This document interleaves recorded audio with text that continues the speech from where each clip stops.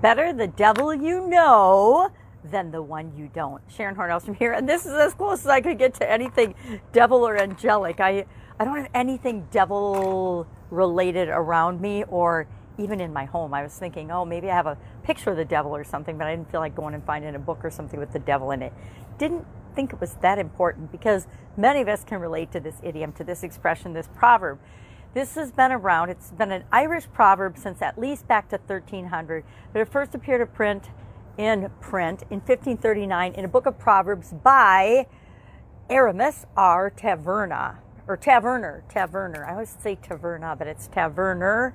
And we know what it means, right? It means that it's better to put up with the person or the situation that we know, even if they're not ideal, even if they're difficult, than to go out and put ourselves in a different situation or to attach ourselves to a different person. I am totally guilty of this particular idiom. Probably stayed in my marriage, 14 to 20 years too long, because I actually believed that the situation I was in was better than the fear, because it always boils down to fear of the unknown and the uncertainty of going out and finding another significant other. So in relationships, we do this, and not only in personal relationships, but we do it in business relationships. We do it in jobs. I stayed at certain jobs after I became really, really bored with them. Don't tell my bosses. I guess some of them probably knew, but I would get a job in corporate America. I would stay there, and I love the first year. The first year would be so fun and so new and so exciting because I was getting to know the organization. I was getting to know the people. I was getting to know the industry, how things work. The second year was all about applying everything that I'd learned. And it overlapped, right? I was learning all the time, but it was all about how can I systematize? How can I automate? How can I make this department or division that I'm running flow smoothly, have systems, processes, and procedures that can operate totally without me and continually improve and get better and better and better. And by the third year, I was like, all right, they're all clicking along. The systems are working. The people are working. Everything's going the way it should. What now? What's next? And I was already by, the middle for sure of the third year in a new position, looking and for my next thing. And I was always kind of looking for my next thing, but I was really in earnest looking for my next challenge, looking for my next thing to do. And that's part of why in my career I jumped from industry to industry, because I knew that if I stayed in the same industry my whole career, I would just keep learning the same things, and I wanted to broaden my horizons and have a bigger perspective on how things work and how I wanted to interact with and show up in the world.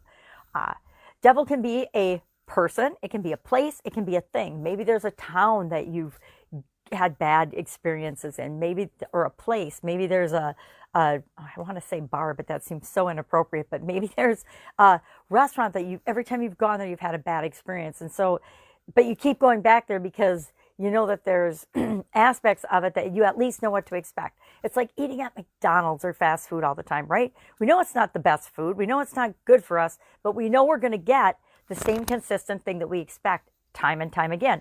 So sometimes we convince ourselves, better the devil I know eating at McDonald's than having to go home, create a meal, especially after a long, hard day at work. Remember when before COVID, we used to all go into the office or into the shop or into our workplace for anywhere from 8 to 12 hours a day, sometimes longer, depending on what was going on. But better the devil we knew than the situation or the person or the place or the thing that we didn't. And why is that ever a concern or consideration? It's always out of fear, right? It's not because we're excited to try something. So if we can, in our mind, change and flip that around from being afraid of the unknown, being afraid of change, being afraid of challenges, to being excited and curious about them, then we don't get trapped into situations that aren't good for us, or in relationships that aren't good for us, or in businesses that aren't good for us. And because if we're not creating at our highest optimum level and sharing our gifts with the world, then are we really creating something that's benefiting the world, or are we just creating more of the same? So how does all of this, the better the devil you know than the one that you don't, apply to our businesses? Because this is all about growing and supersizing our businesses. Well, number one, it causes us to ask better questions. When we ask better questions, we get better answers. in different industries, we might be asking ourselves, we're getting tweaked over because somebody's telling us, well, this is the way we've always done it. This is how we do it. Your suppliers and vendors will do that a lot, especially depending on your industry. They'll say, well, this is our rules and this is how we've always done it. So if you want to get stuff from us, then this is the rules that you follow. And that's absolutely true. But there's nothing that says you can't go find other sources, other resources, different suppliers, different vendors, because they're always out there, especially in the days of the internet. Back when I was building my businesses offline, we didn't really have the internet. The internet was a brand new thing, and people were still trying to decide if it was going to last or not. Well, now, after COVID, everybody knows the internet and online business is absolutely positively going to explode from here on out. And then with artificial intelligence and all the technological changes that are coming down the pipe, it's just going to get stronger and stronger and become more a part of our lives. So how do we, with our organizations, fit into this, the new changing time? Guess what? Times are always changing. If we expect things to change, and as a business owner, you know that. If we expect things to stay the same, we know that they're never going to stay the same. Maybe things as big as a pandemic aren't going to influence and impact our business, but something is always going to come along that forces us to continually improve and be better in our business and with our business and how we serve the people that we're here to serve. So we don't want our customers ever feeling like we're their only option and that they feel like they're stuck with us because we're the best solution. But as soon as a better solution, as soon as a better provider, as soon as someone less painful to deal with comes along, they will switch. There's less loyalty nowadays than ever to businesses and brands and organizations than there was in the past. And in the past, we didn't think there was very much, but there's even less now as everything is changing and will continue to change, from this moment forward. From the moment we start our businesses forward, everything around us in the environment is going to be continually changing. And it's up to us to figure out how we fit into that ever-changing world, that ever-changing, environment that we choose to be a part of. What else about the better the devil you know? Today, I'm actually doing some reflection because I'm doing a challenge, a 365-day challenge to do one thing every day that centers me from a little book. And it's my way of just focusing on a personal development thing for the year, or to focus on one way I want to feel or one emotion or one area that I really want to do a teeny thing every day to improve. And so this year is to do one thing every day that centers me. And that one talked about the people that we surround ourselves with.